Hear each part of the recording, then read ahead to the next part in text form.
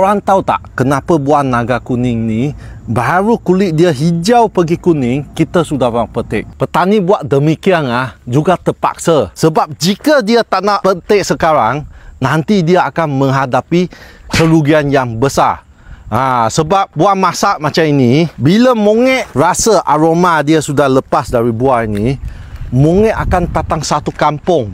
Nanti satu kebun ini hasilan, tengok ini banyak, ini pun banyak. Semua akan jadi makanan monyet. Ini banyak rugi. Kedua, itu lalat buah dan lebah akan datang. Bila dia bintik sini, nanti ada lubang, dia berpeluang bertelur dekat sini. Nanti ini semua buah ni akan rosak.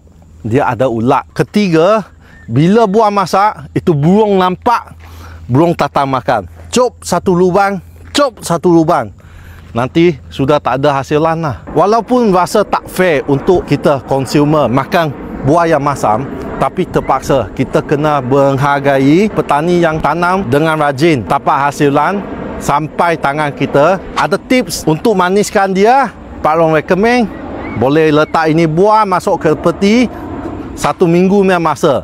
Biar dia punya kanji ditukar kepada gula, masa tu baru makan. Buah itu masa akan lagi manis, lagi sedap. Semoga bermanfaat.